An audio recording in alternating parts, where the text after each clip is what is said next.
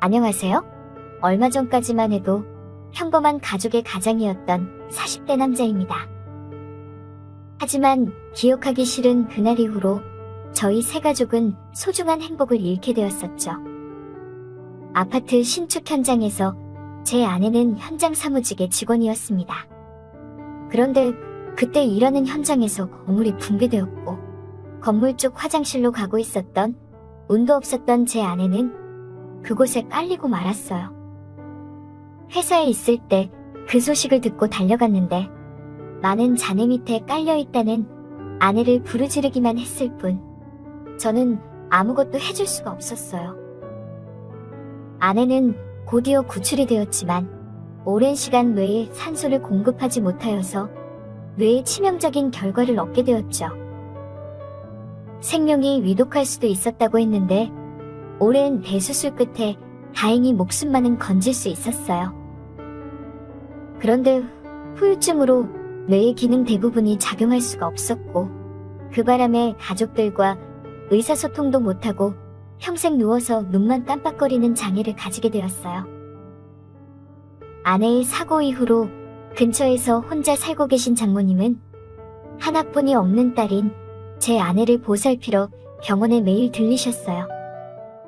장모님도 한순간에 다른 사람이 되어버린 딸을 보고 수많은 눈물을 삼키셨습니다.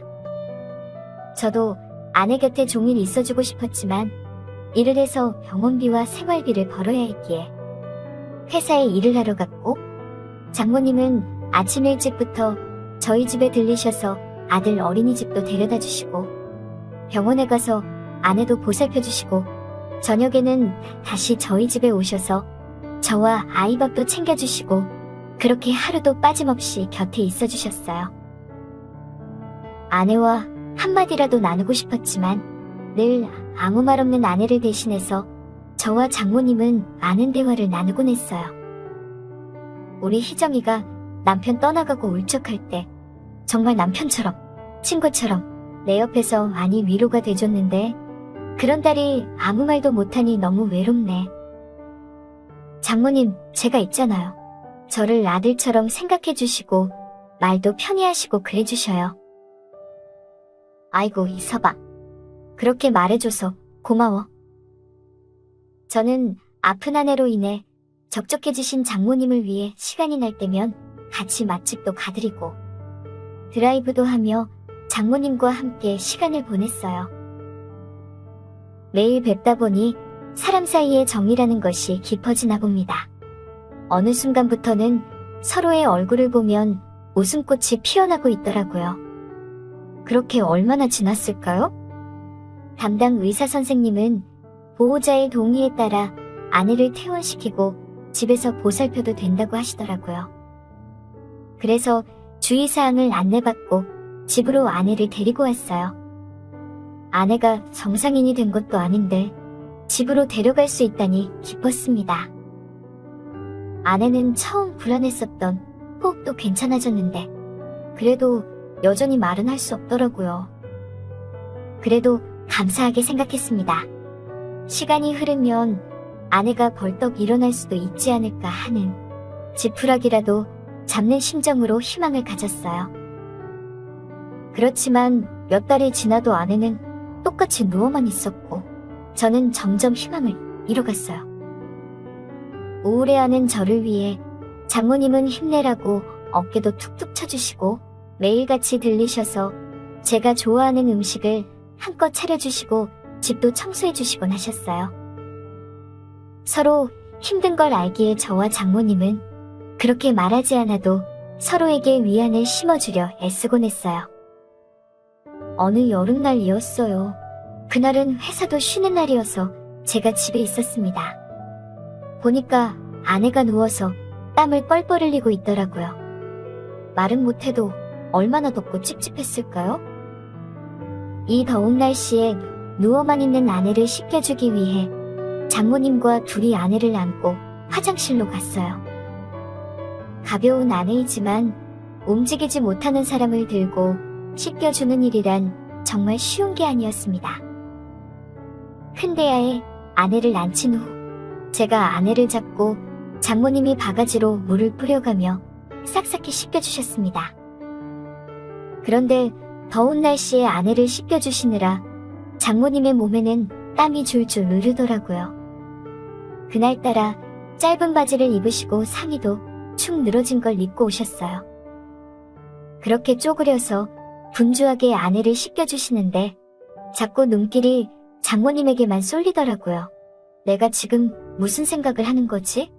하면서 다른 생각을 해보려 했지만 제 머릿속에는 여자 장모님이 자리 잡고 있었어요. 바닥을 물걸레질 하는 모습도, 요리를 해주시는 모습도, 쪼그려 앉아서 빨래를 하는 모습도 저에게는 전부 자극적이게 보이는 거예요. 장모님은 몸매도 예쁘시고 연세에 비해서 젊으신 분이고 매력적인 분이시라 그런지 더욱 그렇게 느껴진 것 같았어요. 아내가 아픈 후로는 그걸 하고 싶어도 할 수 없는 상태였었는데 바로 옆에서 장모님이 여자로 보이니 더욱 그 생각이 치솟더라고요. 할 수 없이 장모님이 잠들었을 때 몰래방에 가서 컴퓨터를 켜고 혼자 위로를 했어요. 그런데 어느 주말이었어요? 장모님이 낮잠을 주무시길래 다른 방에 가서 몰래 컴퓨터를 켰는데 잠에서 깨어나신 장모님이 모르고 들어오신 거예요. 민망한 그 상황에 제 모든 걸 봐버리셨습니다. 미안하다며 방문을 닫고 바로 나가신 장모님과 잠시 후 다시 대면했습니다. 정말 쥐구멍이라도 들어가고 싶었어요. 이서방, 많이 외롭지? 우리 희정이 저렇게 되고 나서 남자 혼자서 얼마나 힘들겠어? 다 이해하니까 아까 일은 잊어버려. 장모님, 많이 놀라셨죠? 다음에는 조심하겠습니다. 억지로 안 하면 병 생긴다고 하니 그렇다고 참으면 안 되지. 솔직히 나도 남편이 먼저 떠나고 외로울 때마다 혼자 삭히곤 했어. 그건 부끄러운 게 아니라 당연한 거라네. 장모님의 솔직한 발언에 마음이 조금 편안해졌습니다. 그런데 그 말을 들으니 왠지 기분이 이상해졌습니다. 가뜩이나 장모님을 마음에 담아놓고 있던 저는 참기가 힘들었어요. 사실은 원래 잘 참았었는데 매일 장모님을 보다 보면 참기가 힘드네요. 장모님이 너무 좋으신 분이고 늘 고마우신 분인데 제게 어느 순간부터 여자로 보여요. 이서방, 그러면 안 되지 않아? 장모님을 좋아하는 것 같아요. 어떡하죠? 이서방? 그렇게 저는 장모님에게 다가갔고 진한 키스를 나누며 그동안 참아왔던 장모님에 대한 사랑을 가득 체험을 했습니다. 처음에 이러면 안 된다고 하시던 장모님도 이제는 깜깜한 밤이 되면 안방에 먼저 오셔서 본인이 직접 꽉 안아주시더라고요. 놀랬습니다. 젊으신 장모님이 그동안 혼자서 어찌 견뎌내셨는지, 그동안 못 누렸던 한을 저에게 풀고 있는 듯 시도 때도 없이 만끽하시더라고요. 그래서 저는 그 이후로 장모님이 더욱 좋아졌습니다. 아내에 대한 미안함도 잊은 채 저희 둘은 그렇게 틈만 나면 안방으로 가서 문을 잠궜습니다. 아내를 끔찍히 생각하던 저와 장모님이 이렇게 될 줄은 상상도 못했었는데 불행해진 현실과 서로의 타이밍이라는 게 참 예상치 못한 전개를 펼쳐가게 만들더군요.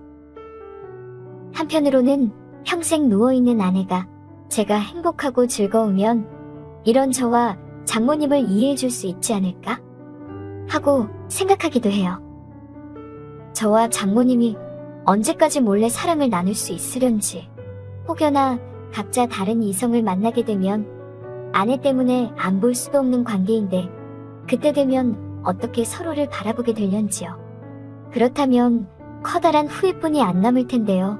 저는 생각이 많아지네요. 그치만 지금이 너무 행복하기에 장모님과 나누는 사랑, 아무 생각 없이 만끽하고만 싶은 욕심이 나네요.